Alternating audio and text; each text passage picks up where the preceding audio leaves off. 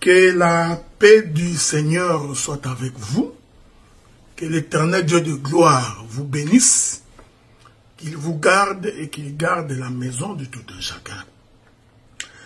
Nous voulons mettre en lumière quelque chose de très important pour tous ceux qui sont en Jésus-Christ.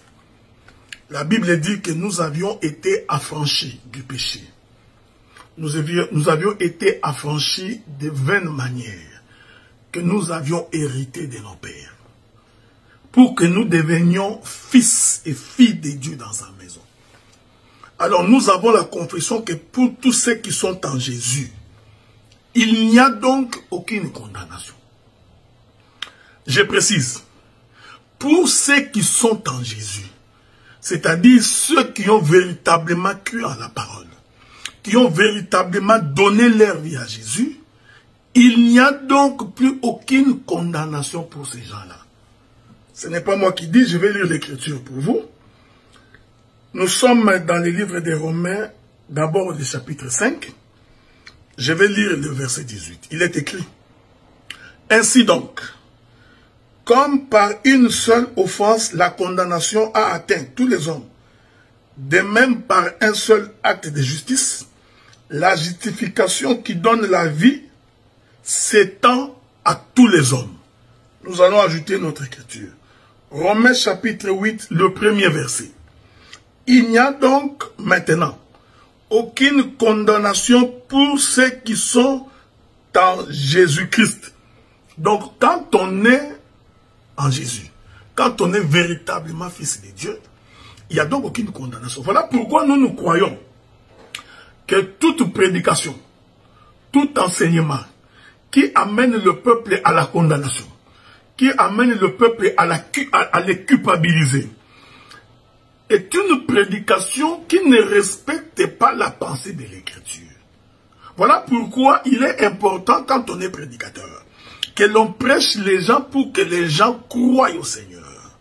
Et dès qu'ils auront cru au Seigneur, ils passeront donc de la mort vers la vie.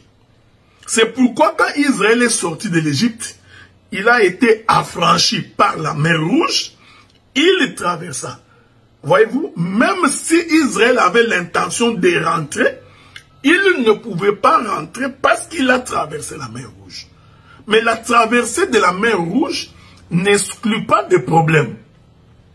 Donc Israël a rencontré des difficultés, il a rencontré des problèmes. C'est ça la marche d'un chrétien. Ce n'est pas le fait que tu rencontres des difficultés.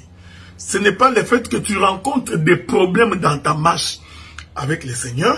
Ce n'est pas cela qui fait que l'on puisse dire que tu es lié par les liens de famille, que tu es condamné par les sorciers. Non, pour celui qui est en Jésus, il peut subir des oppressions. Il peut subir les attaques. Voyez-vous, il peut être menacé.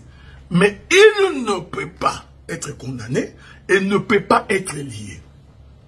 Voilà pourquoi nous avons toujours été contre toutes ces prédications-là qui créent la peur dans les hommes. Hein? Nous ne vous présentons pas la peur, nous vous donnons la foi pour que vous ne doutiez point. On ne peut pas dire à quelqu'un que les parents ont élevé pendant plusieurs années. Tes parents t'ont nourri depuis que tu étais bébé jusqu'à ce que tu as grandi. Puisqu'aujourd'hui tu as un peu d'argent, tes parents sont devenus des sorciers. Nous ne sommes pas, nous, cette église-là, qui fait la promotion des démons. Nous ne faisons pas la promotion de Satan. Nous ne faisons pas la promotion des maladies. Non. Nous vous présentons Christ et nous croyons que celui qui a Christ en lui est rassuré que les démons ne pourront pas l'atteindre. Il est rassuré que les diables ne pourront pas l'avoir. Selon qu'il est écrit dans sa parole, par un seul chemin, ils vous attaqueront. Par cet chemin, ils seront dispersés. Même quand l'ennemi viendra à vous comme un fleuve, l'Esprit de l'Éternel les dispersera. Que la paix de Dieu soit avec vous. Même quand l'ennemi viendra à vous comme un fleuve, voyez-vous, c'est ce qu'était Jésus dans la barque avec les disciples. Pendant qu'ils étaient dans la barque, Jésus dormait. La Bible dit que les vagues se sont élevées et ont commencé à envahir la barque. Ces barques-là, c'est un fleuve. Mais quand le Seigneur s'éleva, il ne commanda pas les vagues, il ordonna au vent. Parce que c'était le vent qui soulevait les vagues. Que la paix de Dieu soit avec vous. Je voudrais donc déclarer, par le nom du Seigneur, que la paix entre dans ta maison, que les difficultés qui s'élèvent dans ta vie, que le Seigneur les apaise, qu'il les calme, que le Seigneur Dieu combatte pour ta vie. Il est écrit que la victoire est pour l'Éternel et le combat est pour l'Éternel et la victoire pour nous. Donc, que le Dieu de paix combatte pour toi, qui te donne la vie, qui te donne la victoire. Ainsi, quand on est en Christ, on n'a pas peur des sorciers. On n'a pas peur des démons. On n'a pas peur. Vous voyez, nous ne prêchons pas l'évangile de la peur. Nous vous présentons l'évangile de la foi, de l'assurance. Je te rassure que la maladie que tu as ne demeurera pas éternellement. La souffrance que tu as ne demeurera pas éternellement, car l'Éternel Dieu est vivant. Que Dieu vous bénisse. Nous vous souhaitons une bonne journée.